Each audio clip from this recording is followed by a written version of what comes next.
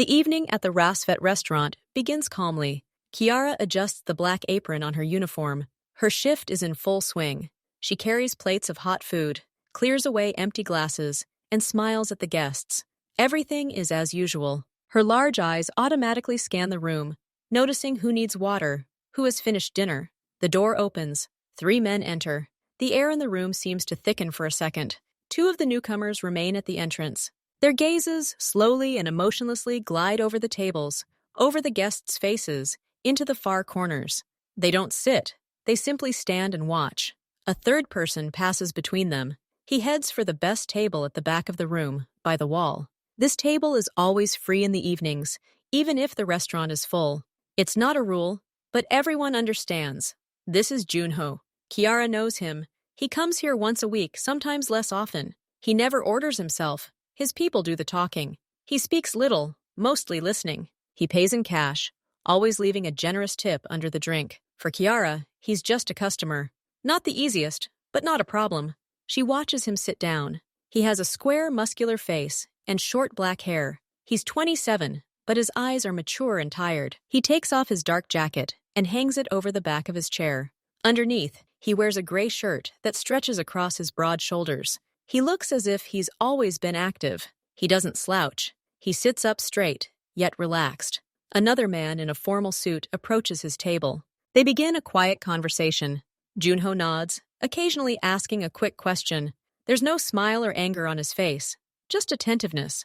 Kiara picks up a pitcher of ice water. She approaches their table to fill their glasses. One of the men at the door turns his head slightly toward her, looks at her hands, at the pitcher, and then looks away, just as indifferently. Junho doesn't look at her. He looks at his companion. Kiara quietly pours the water. Her movements are precise. She doesn't spill a drop. Returning to the counter, Kiara takes one last look at their table. All is calm. A quiet business dinner. Nothing out of the ordinary. Soft background music plays in the restaurant, mingling with the hum of voices and the clink of cutlery. Kiara takes their order from the kitchen and carries it to another table. She smiles at the couple and places their plates in front of them. She's used to working quickly and attentively. Her gaze is always on the move. She notices that the girl at the corner table has run out of wine. She sees the man by the window looking for the waiter. She keeps up with everything. 15 minutes pass. The evening flows smoothly. Junho and his companion continue to speak quietly. Glasses of water and 2 cups of black coffee sit on the table in front of them. They haven't ordered food. Kiara clears the dirty plates from the next table and places them on her tray. She turns to carry them to the kitchen. Her path takes her past Junho's table. She looks straight ahead, but out of the corner of her eye, she sees his profile. He raises a glass of water to his lips. His face is turned toward the window. The window is large, taking up the entire wall, and it reflects the warm light of the restaurant's lamps and the darkness of the street beyond. Kiara takes a step and suddenly stops. Unconsciously, her body stops on its own. Something clicks in her head. Something is wrong. She slowly turns her head toward the window, not toward the reflection, but through it, into the night. Across from the restaurant stands an old office building. Most of its windows are dark, but in one window on the 3rd floor, there's something there. Not a light, not a spark, more like a glint, a tiny pinpoint flash, like the beam of a flashlight hitting glass or metal. This glint lasts for a split second, and then it's gone. Kiara freezes.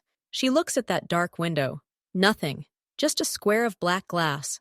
Then the glow appears again, briefly, and then fades again, as if someone outside that window is carefully moving an object, and that object catches the reflection of the street lamp. Her heart suddenly starts beating faster, not from fear, but from some strange, cold attention. She doesn't understand what it is, but her brain screams danger. She looks at Junho again. He's still sitting, turned toward the window, drinking water. A ray of light from the darkness, if there was one, would hit his temple. It all happens in 2 seconds. A glint in the window, a glance at Junho, and a chilling understanding. Kiara has no time to think, no time to scream. Her body moves on its own. It discards everything unnecessary. She drops the heavy tray.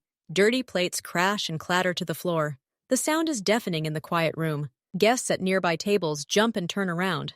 Junho takes his eyes off his interlocutor for a second, looking toward the source of the noise. He sees the waitress rushing toward his table. A look of mild surprise crosses his face for a moment, then a cold wariness. One of his men at this door steps forward, but Kiara is already here. She doesn't run, she falls forward, her whole body. Her hands reach out, not to the glass, not to the table. Her strong arms, accustomed to carrying heavy trays, grip the thick fabric of the jacket on the back of the chair, and the shirt itself on Junho's shoulder. She pushes, with all the force that adrenaline and her athletic form give her. Her push is strong and unexpected. Junho is a strong, heavy man, but the chair beneath him is old, with thin legs, and his weight is already shifted forward when he turns toward the sound. He doesn't have time to react. The chair toppled over with a crash, taking Junho with it. He vanished from the table, collapsing heavily onto the floor. His shoulder and head hit the carpet, thudding dully against the wooden floor beneath him. At the same split second he falls. The restaurant window behind him rattles. The sound isn't loud, not at all like a chair falling. It's a short, high-pitched crunch, like someone hitting the glass with a sharp stone. A small, perfectly round hole appears in the large glass. Its edges are sharp, but not crumbling. And then, on the wall directly opposite, a meter from where Junho's head sat, another hole appears, small and neat. From it, thin cracks spread out across the plaster in all directions, forming a shape resembling a spiderweb or a star. White dust falls to the floor. There is complete, absolute silence in the restaurant. Everyone freezes. The guests at the tables, frozen with forks in their hands. The cook poking his head out from behind the kitchen door. Junho's interlocutor, his face white, his mouth slightly open. The silence lasts only a second, maybe two, but it feels like an eternity. In this silence, the only sound is Kiara's heavy, ragged breathing. She stands bent over the overturned chair, her arms still stretched out in front of her. She looks at the hole in the glass, then at the hole in the wall. Her brain finally catches up with what her body has done. Cold sweat breaks out on her back under her uniform. Then the silence is broken by the first sound. It's not a scream. It's a short, frightened gasp from a woman at a table by the window. She looks at the hole in the glass, then at her plate, as if not understanding the connection. And this sigh is enough. The chaos starts slowly, then erupts all at once. Someone screams. Someone drops a glass. Chairs creak, people start jumping up and ducking. But Junho's people are already on the move. They're not shouting, they're acting. The man standing by the door who stepped forward is at the table faster than anyone can process. He doesn't look at Kiara. He drops to one knee next to the overturned chair, blocking Junho's view of the window with his body. The second man is already there, grabbing Junho's companion by the elbow and abruptly pulling him off the chair and onto the floor. Junho's calm but firm voice comes from the floor. There's no panic or anger in it, only clarity and command. Calm down. Everyone, calm down. His guard, kneeling, speaks quickly into his ear. Junho nods. He lies on the floor, covered by the body of his man and a massive table. He doesn't try to get up right away. The second guard raises his head and speaks loudly and clearly, cutting through the growing noise. Everyone on the floor, get away from the windows, now! His voice doesn't waver. It sounds like an order that's not to be questioned. Not everyone obeys, but the panic takes hold. People begin to slide out of their chairs, press themselves to the floor, crawl toward the walls, away from the windows. The security guard helps Junho up onto all fours. They don't stand up. They move quickly, almost on their bellies, from the table to the service door behind the counter, which leads to the utility rooms and the kitchen. The second security guard follows them backwards, his eyes still scanning the room and the windows. Within 10 seconds, Junho and his men disappear behind the service door. The door closes. Kiara is still standing in the same place. She hasn't moved since the fall. Her arms are slowly falling to her sides. She feels them trembling. A tremor runs through her entire body, small and uncontrollable. She looks at the empty chair lying on its side, at the glass of water that has fallen but not broken, the water slowly spreading across the carpet in a dark stain. She looks at the hole in the glass. Through this small hole, a cold night air wafts into the room. The noise in the restaurant continues unabated. People are talking excitedly, some are crying, and someone is making a shaky phone call. The cook and manager are trying to calm everyone down, but they themselves look pale and frightened. But for Kiara, it all sounds as if it's coming from far away, through a thick wall. She hears only her own heartbeat in her ears. She sees only 2 points, a hole in the glass and a hole in the wall. Between them is the empty space where a man had just been sitting. She understands. She understands it all perfectly. If she hadn't dropped the tray, if she hadn't thrown herself, if she had screamed or frozen in place, That little hole wouldn't be in the wall. It would be in his head. Only a deep, shuddering breath saves her from fainting. The air burns her lungs. She feels cold sweat on her forehead. Her legs feel weak. And then the service door opens again. The same guard who had been kneeling steps out. His face is stony. His eyes quickly find Kiara. He walks straight across the hall toward her, ignoring the others. He stops in front of her. He looks at her, not at her face, but as if assessing her completely, from head to toe, in a second. "You," he says quietly, but so that she can hear him over the noise. "Follow me. He wants to see you." Kiara can't answer. She simply nods. Her legs move of their own accord, following the guard's broad back to that very same service door. Behind her lies the noisy, frightened hall, broken plates, and two small, ominous holes. Silent witnesses to what could have just happened, but didn't, because she reacted. The guard opens the door for her. Kiara steps into the narrow hallway behind the kitchen. It smells of cleaning products, clean laundry, and food. The sounds from the living room immediately become muffled. The only sounds are the murmur of voices and her own footsteps on the linoleum. The guard walks ahead, not looking back. He leads her to the last door at the end of the hallway. A sign on the door reads, "Manager." The guard opens the door without knocking and lets Kiara in first. The room is small. It's the manager's office. There's an old wooden table, a couple of chairs, and a filing cabinet filled with papers. A lamp with a green shade burns on the table, casting a bright circle of light around it. The rest of the room is in semi-darkness. Junho stands at the table with his back to the door. He's looking at the wall, but it's clear he's not really looking at it. His shoulders are tense. He's put his jacket back on. He speaks briefly and quietly into the phone in Korean. His voice is even, but there's a hint of steel in it. Kiara pauses at the threshold. The guard remains at the door, his large frame almost filling the opening. He nods silently to Junho.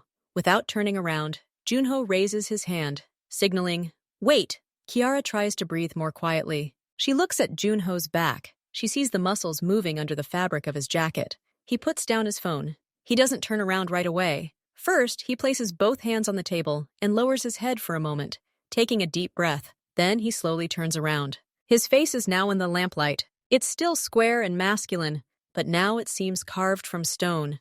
There's a small red mark on his forehead, the mark of a fall, or of hitting a chair. His eyes look at Kiara. There's no gratitude in them, no anger either, only a cold, heavy assessment. He looks at her as if trying to discern her every thought. The silence in the room thickens. Muffled screams can be heard outside, but it's quiet here. "Close the door. Wait outside," Junho tells the guard. His voice is quiet but clear. The guard gives Kiara one last quick glance, then steps back and closes the door. The click of the lock sounds loud in the silence. Kiara and Junho are left alone in the small room. 3 steps separate them. He stands by the table, she by the door. The air feels chilly, though the room is stuffy. Junho doesn't offer her a seat. He doesn't sit himself. He just watches. His gaze glides over her face, her figure, her hands, still clenched into fists with tension. "Come closer," he says finally. Towards the light. Kiara forces her legs to move. She takes 2 steps forward. Now she's at the edge of the lamp's circle of light. She feels his gaze on her skin, like a touch. He doesn't move. He studies her. The silence stretches for several seconds, which feel like minutes. Kiara tries not to tremble.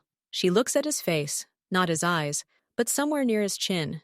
She sees the firm line of his pressed lips. "What's your name?" he asks. His Russian is almost unaccented, with just a slight firmness in the pronunciation of certain sounds. "Kiara," she answers. Her voice is hoarse, and she swallows. "Kiara, Kiara," he repeats, as if testing the name. "Have you been working here long?" "A year." "About a year," she says. She feels strange talking about work here and now. He nods, as if this information means something to him. Then he takes a small step forward, to the edge of the table. Now they're very close. Kiara can see every detail of his face, the small scratch on his cheekbone, the tired look at the corners of his eyes, the hard angle of his square jaw. He places his palms on the table on either side of him and leans forward slightly. His movements are slow, controlled. "Okay, Kiara," he says quietly. "Now tell me, why did you do this?" This is not a shout, not an accusation. It is a flat, cold, direct question. It contains only one thing, a demand for the truth. Kiara looks at him. Thoughts race through her head. She could say she wanted to help, that she was scared, that she wasn't thinking, but none of that is entirely true. At that moment, there were no thoughts. There was only... She looks away from his face and at his shoulder. At the very spot where she tugged, there's a slight wrinkle left in the dark fabric of his jacket from her grip. I saw a glint, she says simply. Her voice gains strength because she's speaking of what she saw, of a fact. In the window across the street, there, on the third floor, first once, then again, like a glint of glass or metal. She looks up and now looks him straight in the face. He listens, without moving, without blinking. I looked at you. You were sitting right in front of this window, and I suddenly understood. I didn't think it was a weapon. I didn't even have time to think the word weapon, but my body was already moving. I realized that this gleam, it was aimed at you, and if it moved again, it would be too late. She falls silent, catching her breath. The room is quiet again. That's it? Junho asks, his face still impassive. You saw the glint and understood? Weren't you afraid of making a mistake? Of attacking a client without cause? Kiara slowly shakes her head. No! There was no time to be afraid. There was no time to think about making a mistake. There was only, I had to get you off this line, from where that light fell. That's all. She speaks the truth, the simplest and purest truth of that moment. There was no heroism, no calculation. There was only animal instinct and the reaction of a body trained by years of sport and fast work. Junho leans back from the table and straightens up. He crosses his arms over his chest. His eyes narrow. He looks at her, and now there's something new in his gaze. Not trust yet, but interest, analysis. You didn't know it was dangerous, he states, as if to himself. You risked your job. They might have thought you were crazy, but you did it anyway. Yes, Kiara says simply. Why? He asks again. But this time it's about something else. Not about the effect, but about a deeper cause. Kiara shrugs. The movement comes out tired and sincere. I don't know. Probably. Because if I hadn't pulled and something had happened, I wouldn't have been able to look at myself afterwards. It would have been worse than any mistake. She says these words, and only now realizes that they are true. She is not a hero. She is simply a person who could not live with the thought that she could have prevented disaster, and did not. Junho looks at her for a long moment. Then his gaze softens. It doesn't warm, but some of the icy pressure disappears. He nods slowly. Okay, he says again. The word sounds like a conclusion, like a verdict. He turns away from her, picks up the phone from the table, dials a short number, and puts the receiver to his ear. Insok, he says. Come in. The door opens almost immediately. A guard he called Inseok enters the room. He looks at Junho, waiting for orders. Junho looks at Kiara, then at his man. She's telling the truth, Junho says. Insoku. She just saw and reacted. Nothing more. Insok nods, as if that were enough for a full report. Now there's a problem, Junho continues, his voice becoming businesslike and firm again. He looks at Kiara. You became a witness. Whoever was in that window saw you too.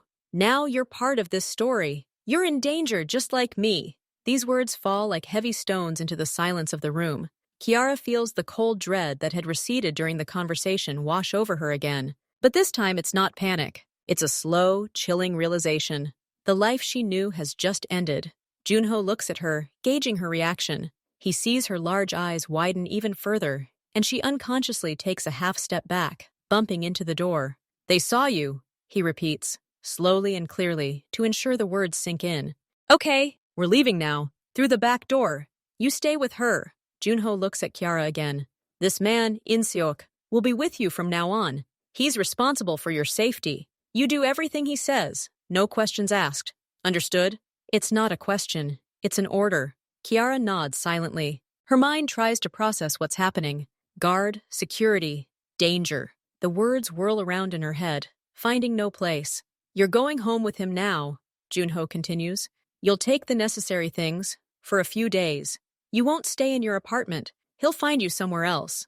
But my work, my things, Kiara begins. Your work ended tonight, he says bluntly.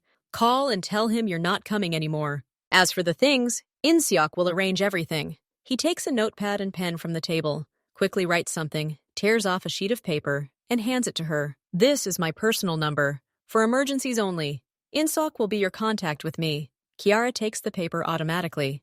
The numbers on it dance before her eyes. Junho comes very close to her. Now she can see every pore on his skin, the coarse stubble on his cheeks. Listen to me carefully, Kiara. he says so quietly that only she can hear. You saved my life. I will not forget that, and I will not let anything happen to you because of it. But for that, you must listen and obey. Your old world is over. A new one is about to begin. Breathe, hold on, and don't do anything stupid. He steps back, nodding to In-suk. He opens the door. Take her through the warehouse, to the back door. The car is already waiting. In-suk places his large hand on Kiara's shoulder, not roughly, but firmly, and guides her into the hallway. She walks as if in a dream. She glances over her shoulder. Junho is already standing at the desk, talking on the phone again. He doesn't look at her. He's already solving the next problems. In-suk leads her not toward the main hall, but in the opposite direction, through a narrow door into a warehouse. The place smells of vegetables and cardboard boxes. He quickly opens the heavy metal door leading to the back exit. Outside, in a dark alley, a black SUV waits, its engine running. In-suk puts Kiara in the back seat and sits down next to her. The driver, another man with the same inscrutable expression, immediately takes off. The car pulls out of the alley onto a deserted night street. Your address, In-suk says. His voice is low and calm. Kiara automatically recites the street and house number. She looks out the window. The city floats past, familiar and suddenly foreign. She puts her hand on the bag she's never let go of. It's just her wallet and phone, all she has from her old life now. The car pulls up to her house, an ordinary 9-story panel building. In-suk gets out first, glances around the yard, then opens the door for her. Quickly, just the essentials. Clothes for 3 or 4 days. Documents. Medication if needed. No trinkets. 5 minutes. He takes her up the elevator, stands next to her at the door of her apartment, while she searches for her keys with trembling hands. In her small hallway, she feels briefly safe, but it's a false sense of security. In-suk doesn't go inside. He stands in the doorway, blocking it, and checks his watch. Kiara runs into the room and grabs her gym bag. She mechanically folds jeans, t-shirts, and underwear. She grabs her passport, health insurance, and phone charger. She opens the dresser drawer and sees a photo of her and her mother. Her hand instinctively reaches for it, but she remembers the words, "no knickknacks," and pulls it back. She zips up her bag and returns to the hallway. That's it, she says quietly. In-suk nods, goes out onto the landing, lets her out, then locks the door with her own key. I have the key, he says. Let's go. The car takes her halfway across the city to a quiet residential area with new buildings. They are shown to a one-room apartment on the 3rd floor. It is clean and impersonal, like a hotel room. The furniture is minimal. The kitchen has running water and a kettle. In-suk says, I'll be in the next room. He points to the sofa in the living room. You sleep there. Don't open the door to anyone but me. Don't go near the windows. Junho Sashi will arrive tomorrow morning. He'll talk to you. He goes into the small room and closes the door. Kiara is left alone in the middle of the stranger's living room. She puts her bag on the floor and slowly sinks onto the sofa. Silence. And then everything comes crashing down on her. Her body begins to shake. A fine, uncontrollable tremor runs through her entire body. She hugs herself, but it doesn't help. Images of the evening flash before her eyes again. A glint in the window. Junho falling. The sound of breaking glass. A hole in the wall. Junho's gaze in the utility room. She thinks about her apartment. About her job, which is finished. About her colleagues, about her manager, who is probably now giving a statement to the police. What do they think? What did she do? She thinks about that man in the window. He saw her. Junho said it twice. So it's true. Somewhere out there, there's a man who wanted to kill, and she stopped him. And that man now knows her face. The fear comes not like a wave, but like a slowly inflating balloon inside her chest. It presses on her ribs, making it difficult to breathe. She lies down on the sofa, staring at the white ceiling. The clock on the wall ticks. Every minute drags on endlessly. She tries to sleep, but her eyelids won't close. Every rustle behind the wall makes her jump. She gets up and checks that the front door is locked. Then she returns to the sofa. She stares at the ceiling again. She lives through the night, in a strange half-sleep, where reality blends with nightmare. She hears the sound of breaking glass. She sees a glint. She feels the fabric of Junho's jacket beneath her fingers. Her muscles twitch, as if she were falling again. The morning arrives gray and rainy. Kiara may have dozed off for an hour, but she feels exhausted. She hears In-suk moving about in the next room. Then the sound of the shower. Then the smell of coffee. She gets up and goes to the kitchen. In-suk is already there, standing by the window, but the curtains are tightly drawn. He nods to her, pours coffee into a second cup, says, and places it in front of her, silently. She drinks it. The coffee is hot and strong. Around 10 in the morning, there's a quiet knock on the door. In-seok looks through the peephole, then opens it. Junho enters. He looks different. He's wearing dark jeans and a simple black sweater. No jacket. He seems younger, but no less serious. His face is tired, but his gaze is clear. He glances at Kiara, at her rumpled clothes, at the dark circles under her eyes. "Did you get enough sleep?" he asks without preamble. "No," Kiara answers honestly. "I see," he says. He sits down on the chair opposite her. In-seok moves toward the door, taking up position. Junho folds his hands on the table. "The situation is this. Those who shot yesterday are my competitors. They won't stop. For them, you're a symbol now. Someone who needs to be eliminated to save face. The police won't be able to protect you 24/7, but I can." He pauses, letting her understand. "But I can't do this just like that out of gratitude. And you don't want to spend your whole life hiding. So, I have a proposition." Kiara looks at him, waiting. "You're working for me temporarily. As my personal security assistant." Kiara blinks. I'm a waitress. I don't know anything about security." "That's exactly why," Junho says. "You think differently. You see things my people don't. They see threats, weapons, ambushes. You saw a glint in the window. I need eyes like those. Your job is to be there, to watch, to notice what seems wrong to you. That's all. That's all I need from you." "What will happen to my life? To my apartment?" she asks. "We'll provide security for your apartment if you want to go back there. But for now, you'll live in safe places like this. This is your salary and your protection. Your old job, as you understand, is no longer an option." Kiara stares silently into her cup. She realizes she has no choice. He's telling the truth. The police won't be at her door. And those people, they saw her. But working for him? Being part of this world she'd always only seen out of the corner of her eye, tray in hand? It was scary. She looks up. "And if I refuse?" Junho looks at her directly. "Then In-seok will take you home. We'll post someone at the door for a couple of days. But it'll be a formality. In a week, everything will be forgotten and you'll be left alone with your problem. And I won't be able to help because you won't be under my protection. The chances of them settling old scores are high." He's not threatening. He's simply stating the facts. And she believes him. He wouldn't waste so much energy just to lie. She feels a heaviness in her stomach. It's fear, but underneath it, there's something else. Stubbornness, anger at the situation, and a strange subtle feeling of challenge. She saved this powerful man. And now he's asking her, not just to hide, but to use what she knows. To see. She takes a deep breath. How temporary? Until the threat is neutralized. A month? Maybe 2. And I can leave when the threat is gone? Yes. With a new job and references if you want. And with a complete guarantee that you will be forgotten. And you will teach me what to do, how to notice.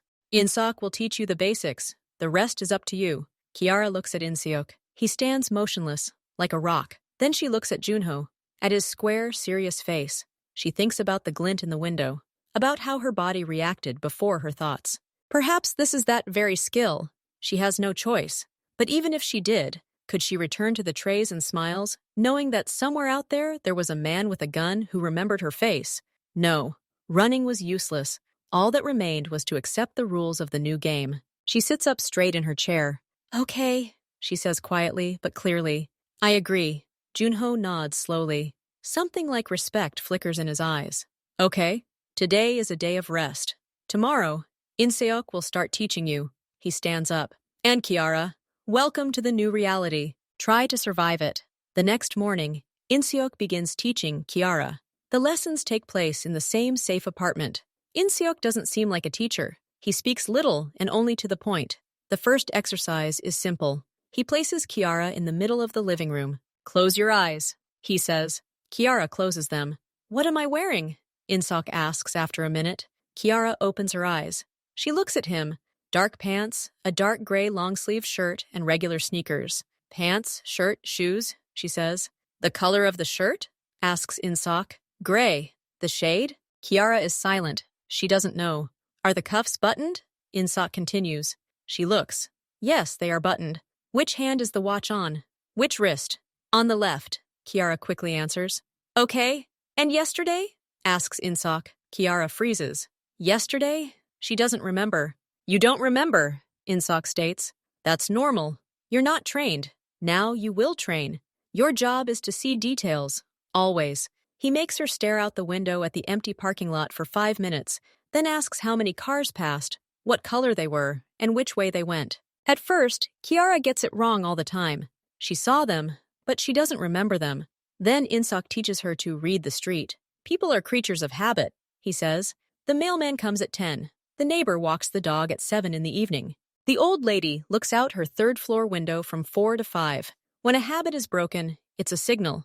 Not always dangerous, but always a reason to pay attention. He teaches her to look at people's hands, not their faces, at their shoes, at the way someone carries their bag. He shows her what it looks like to be simply waiting, and what it looks like to be watching.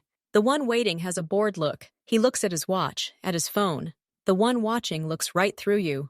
His eyes move, but don't focus on the details around him. He's looking for one goal. Kiara listens and tries to remember. Her head aches with tension. She's never thought like this before. She's simply lived. Now she's learning to see the world as a set of signs and signals. In-seok doesn't praise her. He simply nods when she gives the correct answer. But one day, when she accurately describes a person he'd shown her in a photograph 5 minutes earlier, he says, "Not bad, you're learning fast." For Kiara, this sounds like the highest praise. 3 days later, Junho arrives in the morning. He looks at Kiara, assessing her. "Ready to go?" he asks curtly. Kiara nods, though inside she's clenched with fear. She puts on the dark, comfortable clothes they bought her. Nothing bright, nothing that would restrict her movement. Their car is different, not black, but gray, a regular sedan. In-seok is driving. Junho sits in the back seat, Kiara next to him. She tries to sit closer to the door. "Where are we going?" "Yee," she asks quietly. "Business meeting. In a neutral location. Your job is to stay close and observe.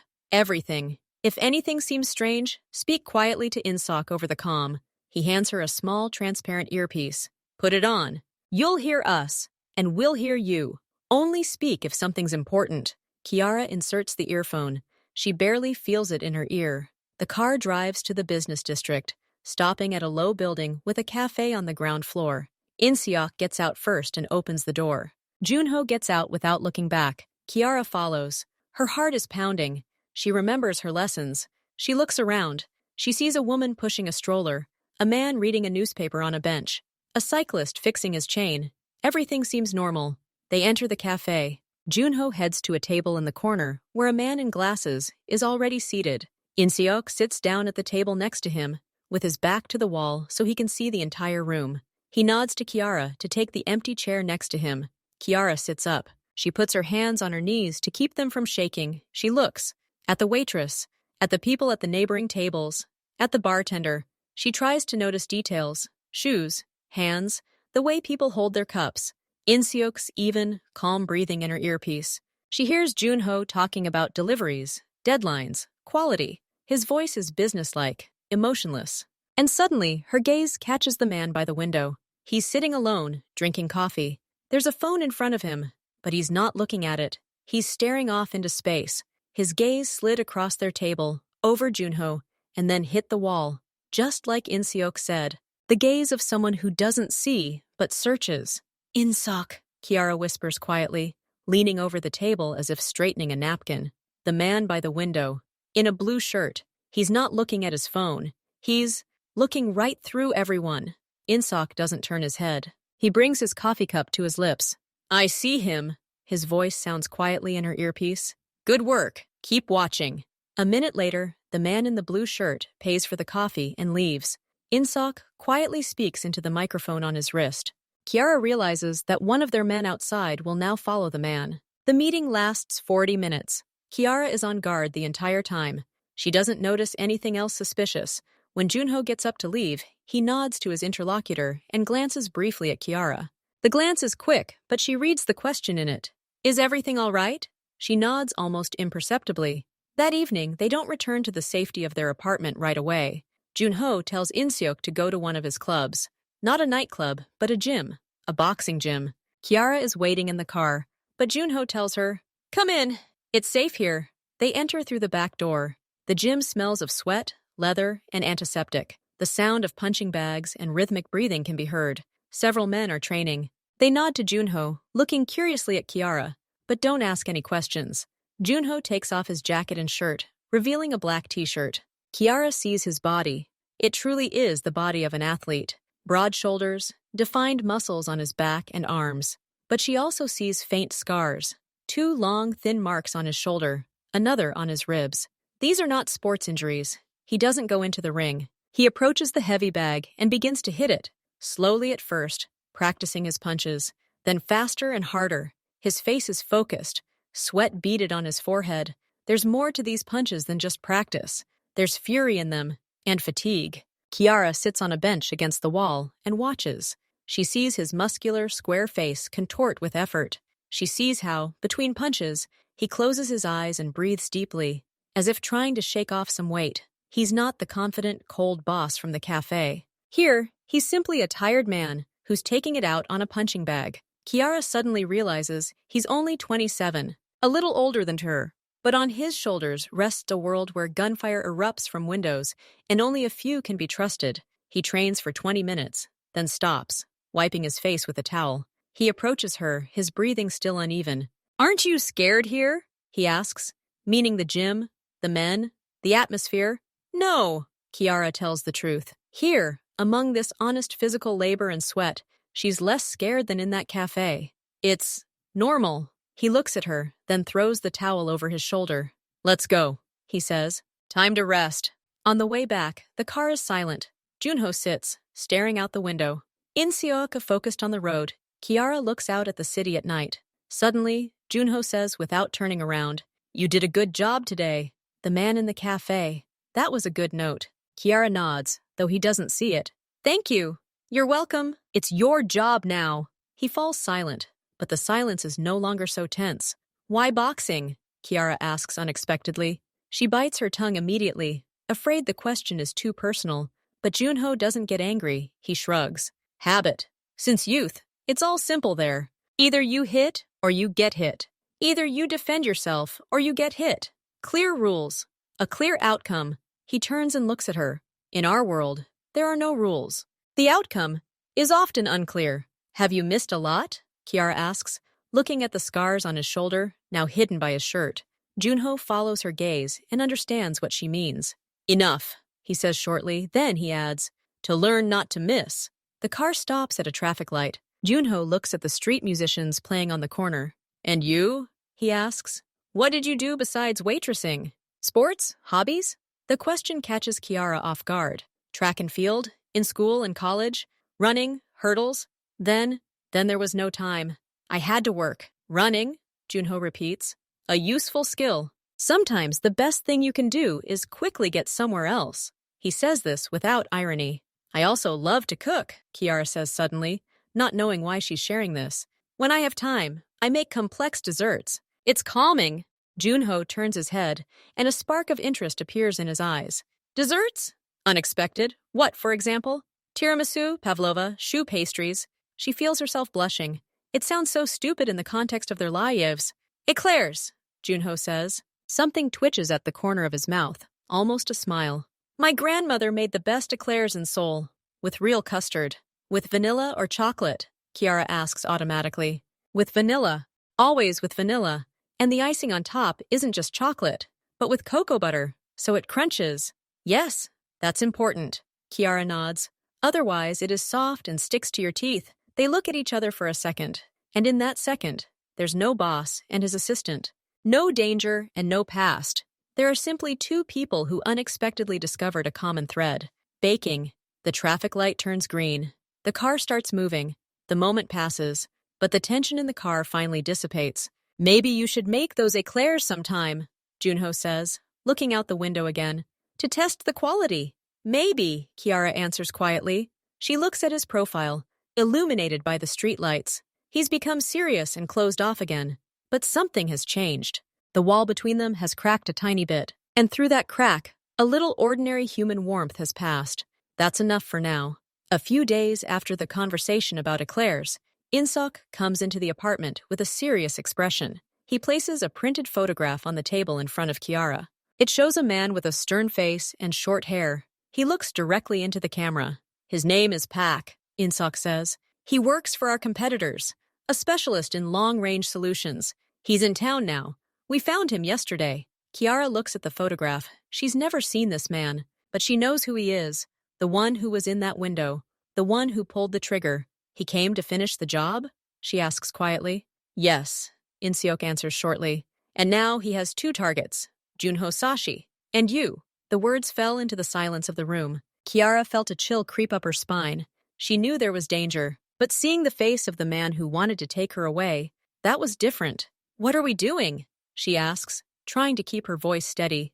We act first, Junho says for her. He's standing in the doorway. He's heard the entire conversation. We won't wait for him to pick up a rifle again. We'll find him and neutralize him. He approaches the table and picks up a photograph. He has a weakness. He doesn't work alone. He needs an observer, a spotter, a driver. He's like an instrument. Someone else directs him. We'll find that person. Junho's team works quickly. Maybe a repeat customer. Maybe a strange car in the yard. She stares until her eyes hurt. On the second day, she notices. Wait, she says. There's that car. Gray. Ordinary. It was there the day before, too. In the evening. It's parked not at this entrance to the restaurant, but at that very office building across the street. See? And then, that morning, that day, it's there too. The footage does indeed show a nondescript gray foreign car. It's parked in an awkward spot, not in a parking lot. In-seok zooms in, catching the driver's face. The man is wearing a cap, his face unclear. But he's clearly taking a picture of something with his phone. The restaurant windows. The entrance. Good job, In-seok says grimly. That's the tipster. He was scouting the area. Now we'll find out who owns the car. It turns out it's simple. The car was rented. It was rented by a man with documents named L and Min-seok. This is clearly a fake name, but there is a passport photo. He's a young man, with no distinguishing features. He's small fry, Junho says, studying the photo. He's used once and thrown away. But through him, we can get to the operator, the one who gives the money and the orders. We'll find this L. A day later, news comes in. Lee Min-seok, the one from the photo, has been spotted. He's staying in a cheap hotel on the outskirts of town. He's keeping quiet and doesn't go anywhere. It seems he's waiting for his next assignment or payment. Junho makes a decision. We'll take him, quietly and quickly. He knows the cameraman's face. He'll lead us to whoever hired Park. In-seok and two others leave for the operation. Junho and Kiara remain in the apartment, which now serves as the command center. Junho paces nervously. He doesn't like being left out. Kiara sits by the window, but doesn't look out. She stares at her laptop screen, where the dots glow, the GPS tags of his team's cars. They're approaching the hotel. In Junho's earpiece carries In-seok's short, clear reports. We've arrived. The hotel is quiet. We're entering. Then there's silence for a few minutes. Room 37. The door is closed. Getting ready to enter. Another pause. Muffled sounds can be heard. Footsteps. The scraping of a master key. A soft click. We're entering! In-seok's sharp, loud voice, full of alarm. Trap! Empty! There's no one! Retreat! There's a crash. Not gunshots, more like the sound of falling furniture. Then screams, not their own anymore, but strangers, angry and harsh. A heavy thud is heard, then another. Ambush! In-seok shouts, fury evident in his voice. There are 3 of them! Hold on! The connection is momentarily lost. Junho freezes, his face turning stony. He grabs his phone to order backup, but at that moment, another phone rings. His personal one, the one known only to Kiara and her closest friends. Junho looks at the screen. An unknown number. He slowly brings the phone to his ear. Hello, he says in an icy voice. A calm, almost polite male voice comes over the phone. It speaks in pure Korean. Junho Sashi, I hope you liked my little gift at the hotel. You're looking in the wrong place and for the wrong thing. And your new toy, that waitress. Tell her we already found the keys to her old apartment. Too bad she wasn't there. But we're persistent. See you soon. Click. Connection interrupted. Junho slowly lowers the phone. He looks at Kiara. She only heard his side of the conversation, but from his face she understands everything. A new phase of the game had begun, and they had just lost the first round. Junho slowly places his phone on the table. The sound seems very loud in the silence. He looks at Kiara, and in his eyes she sees not just seriousness, but something new. A sharp, cold alarm. It was them, he says, his voice even and steely. They know about you. They call you toy, and they were in your apartment. The words, in your apartment, fall like a stone into the silence of the room. Kiara feels the ground slipping from under her feet. Her apartment is the last place connecting her to her old, normal life. And now they've been there, crossed that threshold. They tried to find you there, Junho continues. They didn't find you, so they'll look here. That means your status has changed. Before, you were an accidental nuisance. Now you're an official target, an insult that must be eliminated. That changes everything. Inseok's voice comes through the earpiece again, hoarse and strangled. They've left. One was wounded, not seriously. There were more of them. They were waiting for us. It was a pure provocation. Lee Min-seok was never there. I know, Junho says into the microphone. Come back, now. The plan is changing. He looks at Kiara. Get your things, right now. Everything you brought here. We have 30 minutes. The next half hour passes in a feverish rush. Kiara sweeps her things into a bag. Inseok and his men return. One of them has a bandaged arm. Everyone's faces are grim and angry. There are now 2 cars.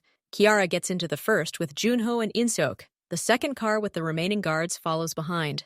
They're not going to another safe house, but out of town. Their new destination is an isolated modern house on a gated property, surrounded by a high fence. Entry is through heavy iron gates with cameras. The house stands alone, surrounded by forest. Junho says curtly as they step inside. The house is spacious, minimalist, and impersonal, like a hotel room. There's nowhere else to go. We'll stay here until we finally sort this problem out. Kiara nods silently. She feels like a captured animal being transported from cage to cage. Her world has shrunk to the size of this house and the people inside it. From that moment on, Kiara and Junho are practically inseparable. They share the same space. He works, talks on the phone, confers with Inseok, studies maps, and reports on the big screen. She helps as much as she can, monitors the perimeter cameras, makes coffee, tries to be helpful. Inseok or another guard is always in the same room, sometimes in the next, but the door is always open. There's no privacy anymore. At first, such closeness is unbearable. Kiara feels exposed, constantly watched. She catches Junho's glances when he's lost in thought. He, in turn, begins to notice when she needs some alone time. He simply goes out onto the terrace to talk on the phone, leaving her in the room with Inseok. One evening, a few days after moving in, they find themselves alone in the large living room. Inseok checks the perimeter. Outside, rain pours down, pounding the roof and windows. Junho stands by the picture window, looking out into the darkness of the forest. His back is tense. They won't leave you alone, he says suddenly, without turning around. As long as you're alive and near me, it's a red flag for them. They have to prove they can get you. Even if it's risky, Kiara asks quietly. She's sitting on the couch, hugging her knees. I'm nobody, just a waitress. Junho turns to her, his face even sharper in the dim light. That's precisely why. You're a nobody in their world, and that nobody outsmarted their best marksman, humiliated them. In their eyes, you became a symbol of weakness, and weakness in our business must be eradicated. Otherwise, others will see it. Kiara says, these are the rules, he corrects. Stupid, cruel, but rules. And now you're inside this game, just like me. He walks over and sits in the chair opposite her. A low table stands between them. I pulled you in, he says, surprisingly simply. If I'd simply hired security for you and left, maybe they would have considered you insignificant. But I didn't. I kept you by my side, because you saved my life. And because your gaze is useful to me. It was a selfish act. Kiara looks at him. She hadn't expected such directness. I had no choice then, she says. And I had no choice after. You offered the only way out. I don't blame you. But you're afraid, he states. Yes, she admits honestly. Every day. But now, less than the first night. Strange, Junho says, a bitter note in his voice. You get used to danger, like background noise. That's a bad sign. Silence falls, but this time it's not awkward, but calm. The rain outside creates a secluded cocoon. Why boxing? Kiara asks again, returning to the topic from the car. Now she can ask. In my youth, the real reason. Junho looks at his hands, clenches them, unclenches them. To not be weak, he says simply. My father, he wasn't like me. He was weak, kind. He was deceived, taken advantage of. In our world, that led to bad consequences. I saw where it leads. And I decided I would be strong. So strong that no one could harm the people I care about. He grins. but there's no humor in it. The irony is, the stronger you become, the more enemies you have, and the more people you need to protect. He pauses, then looks at her. What about your parents? Do they know where you are? Kiara shakes her head. My mom lives in another state. I told her I got a new job with a private catering company, with travel. She's happy for me. She thinks I'm finally moving up. Kiara's voice breaks. I can't tell her the truth. She won't understand.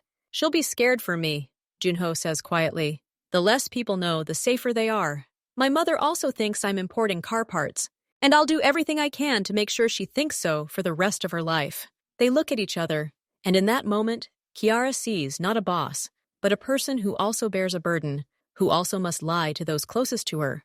A new understanding arises between them. They both live double lives.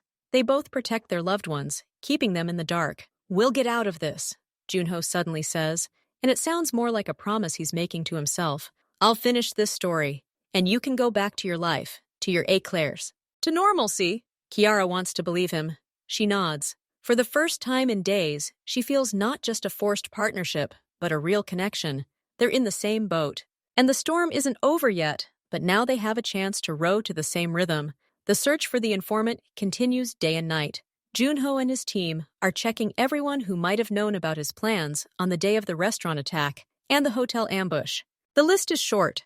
Nearby security guards, drivers, and a few members of the management team. Insok does the main work. He checks financial transactions, phone calls, and movements. He speaks with each suspect personally, looking them in the eye. Kiara watches from the sidelines. She sees Junho becoming increasingly withdrawn and cold. The thought of someone close to him cheating on him hurts him more than the obvious threat of an enemy. The solution comes unexpectedly, not through complex analysis, but through simple vigilance. Kiara, reviewing surveillance footage from the security cameras around their old safe house, notices a familiar car. Not an enemy vehicle, but one of their own official SUVs. It drives past the building the day before they leave. Nothing special. But it drives slowly, and the next day it reappears, after they've left, and pulls up in front of the entrance. Kiara shows the recording to In Seok. He frowns. It's Yoon's car. He's in charge of logistics, transportation. What did he want at your house when you were no longer there? In Seok starts digging deeper. It turns out Yoon is a longtime employee, considered reliable by everyone. But he's got problems. Large debts from gambling. Debts no one knew about. Junho summons Yoon to his office in the city, ostensibly for an urgent mission. Yoon arrives unsuspecting, acting as usual. But when In Seok calmly shows him printouts of his phone calls to numbers linked to competitors and photos of his car outside Kiara's house, his face turns white. He tries to defend himself, but his words falter. Junho doesn't shout. He sits at the table and looks at Yoon with such icy disappointment that Yoon feels physically ill. How much? Junho asks quietly. Yoon mumbles the amount. It's not that big. He sold information about the boss's movements and the new girl who's getting in everyone's way for just a few tens of thousands, out of fear of debt. In Seok and two others lead Yoon away. Junho sits alone in the office for a long time. When he returns to the country house, his face seems aged. He says to Kiara, looking past her, "We found it. It was Yoon. He sold us out because of gambling debts. Now they knew where we were and knew we would follow the wrong trail at the hotel, all because of money." With the informant eliminated, the main leak disappears. But the threat remains. Park and his employers are still out there somewhere. Junho decides to lure them out. He plans a controlled trip to the city, supposedly for an important meeting. According to their intel, the competitors are eager for action. They need to be shown an opportunity. The route is carefully planned. 2 cars. In the first, Junho, Tiara, and In Seok are driving. The second car, with security, follows behind. The trip is planned for the day, on a busy highway. The first 20 minutes are calm. Kiara sits in the back next to Junho. She looks out the window, but now her gaze automatically scans for oddities. The car following them for too long. The motorcyclist who doesn't overtake. In Seok drives calmly, but his eyes are constantly moving, checking the mirrors. "There's a tail," he says quietly. "A silver minivan, 2 cars back." "I see it," Junho replies just as quietly. He doesn't look surprised. They turn off the main highway onto a less busy road leading to the business district. There are fewer cars here. The minivan is still behind, keeping its distance. And suddenly, the situation changes. A large truck suddenly pulls out from a side street. It doesn't swerve directly in front of their wheels, but it blocks their lane, forcing Insok brake sharply and change lanes. At the same moment, the minivan accelerates and tries to catch up with them on the left. "Get ready!" Insok shouts. It's a trap. They want to put them in a pincer movement, a truck in front, a minivan on the side, to force them to stop or crash. Insok hits the gas, trying to get in front of the truck's nose. It's no use. The truck is too massive. The minivan is almost there. Kiara presses herself against the seat, her heart pounding. She hears Junho shouting orders over the comms to the second car, which, however, is also blocked by another vehicle. She sees the window of the minivan roll down. There's a man sitting there. Not Pak, someone else. His hand is holding something.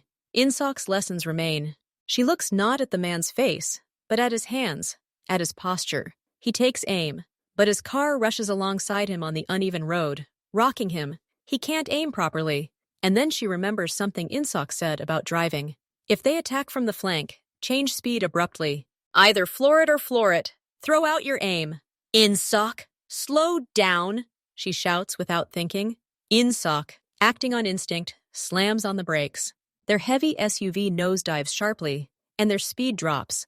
The minivan, which had already pulled up alongside and was preparing to act, leaps forward half a car length. The man in the window is thrown forward by the momentum, his gun arm twitching, the barrel slamming against the window pillar. He momentarily loses control.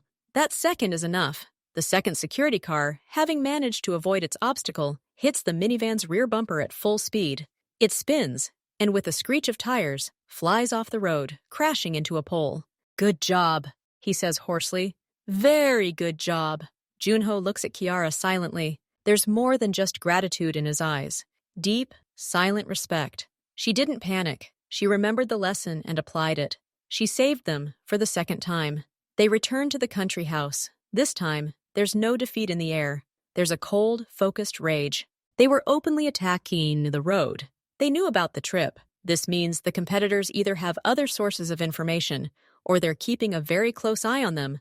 Junho's patience has snapped. "Enough," he says, gathering Insok and his key men. Kiara is present at this meeting. She's already part of the team. "We fought back. We hid. They took that as weakness. They think they can hunt us with impunity. It's time to show them the error of their ways." He spreads a city map and several photographs on the table. A photo of Park. A photo of the head of a rival gang, an elderly man named Kim. Photos of their key targets. 2 nightclubs, an office building disguised as a trading company, a warehouse complex. "We won't fight them," Junho says. "We'll ruin them. We'll deprive them of their money, their faces, and their patrons." He presents a plan. Clear, multi-pronged, and as legal as possible. Using incriminating evidence gathered over months, they pass information to law enforcement about the club's illegal activities. Through their business connections, they cut off the supply chain for the front company. Crucially, they've found their weak point, a large shipment of valuable goods scheduled to arrive at a warehouse complex in 3 days. Without this shipment, their cash flow will be disrupted for months. "But they're guarding it heavily," one of the men notes. "I know," says Junho. "So we won't hit the security. We'll hit the information. We'll make sure their own suppliers reroute the shipment. And when their people arrive at the empty warehouse, we'll pass on an anonymous tip about a showdown between rival groups being planned there. Let the police welcome them with open arms. It's clever, it's cruel, and it must work. The plan requires precision and absolute secrecy.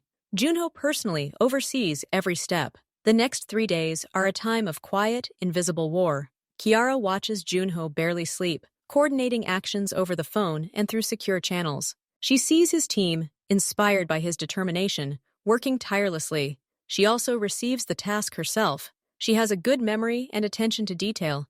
She helps verify data, looking for discrepancies in competitors' documents that could be exploited. She finds several errors in their shell company's invoices, which Junho immediately forwards to her contacts at the tax office. Finally, the big day arrives. It's nighttime. Junho, In-seok, Mos, and Kiara are in the house in front of a large screen displaying a map. Glowing dots on it are the GPS tags of their people and, according to intelligence, their competitors' vehicles. Everything goes almost according to plan. A shipment of goods, following the fake instructions altered by hackers, detours and heads off to an unknown destination.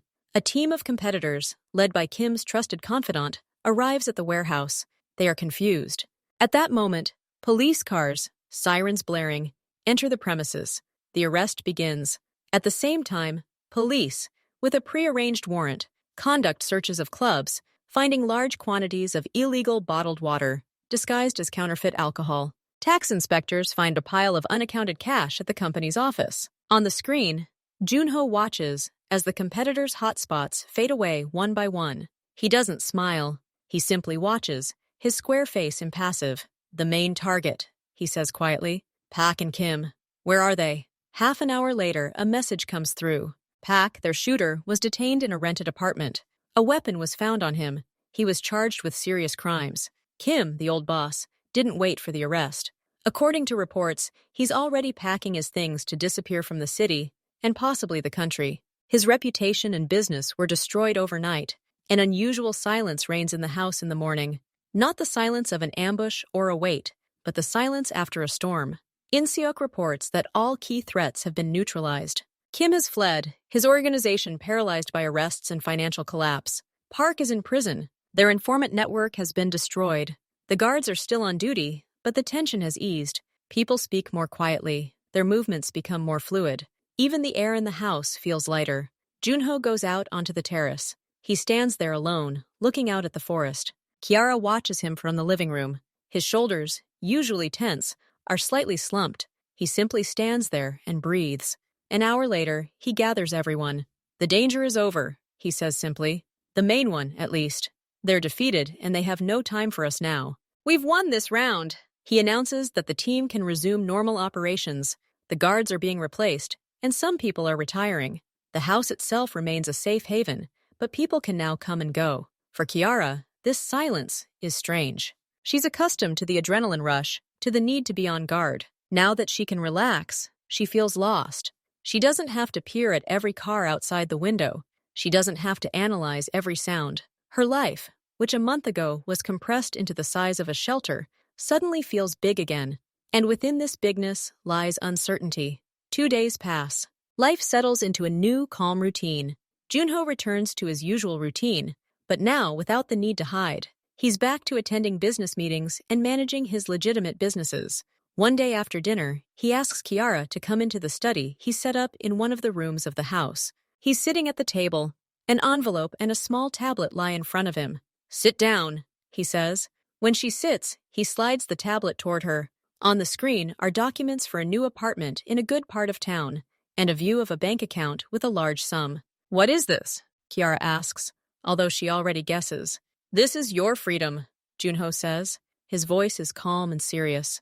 "I said that when the threat is eliminated, you can leave. The threat is eliminated. Here is the new apartment. The documents are already registered in your name. The money is compensation for what you've been through and for your work. It's enough to start a new life. Open your own little cafe with those very same eclairs if you want." He looks at her directly. "You're free, Kiara. You could leave right now. In-seok will take you wherever you say. You don't have to be here anymore. You've fulfilled your part of the deal." "Brilliant." Kiara looks at the screen, at the documents. This is all she could dream of during her worst nights. Safety, a normal life, a financial start. Anything to forget this nightmare and start over. She looks up at Junho. He's waiting. His face doesn't express any hope. He's simply giving her a choice as he promised. And then she understands. She doesn't want to leave. This thought comes not as a flash of insight, but as a quiet, firm certainty. The terrible month didn't break her. It changed her. He hadn't expected this question. "Why?" he asks. "The danger has passed. You can live a normal life." "What is a normal life?" Kiara asks. "I'm not the same waitress who dropped the tray a month ago. I can't just forget everything I've learned. I don't want to forget." She pauses, collecting her thoughts. "You said my perspective is useful. Is that true? Or was it just for the duration of the danger?" Junho slowly leans back in his chair. He studies her face, her large, now hard eyes. "It's true," he says honestly. "You see what others don't. You have instinct and composure. There are few people like you." "Then I want to stay and work," Kiara says clearly. "A real job, not as the girl who needs to be protected, but as part of a team. I'll learn everything I need to. I've already started." Junho is silent for a long moment. Then that same sparkle, almost a smile. that she saw when they were talking about Eclairs appears in his eyes. It won't be easy, he warns, and it's not always safe, even now. I know, Kiara says, but running away from this now is scarier for me than staying. Junho nods. He closes the lid of his tablet and sets it aside. Okay, he says simply. Then welcome to the team. Officially. He extends his hand across the table, not like a boss to a subordinate, like a partner to a partner. Kiara puts her hand in his. His palm is firm and warm. I agree, she says. The envelope with the apartment documents and money remains untouched on the table. She no longer needs it. She has already found what she was looking for. Not a refuge, but a place. Not protection, but a purpose. And a man next to whom she feels not weak, but strong. Her choice has been made. And this is only the beginning.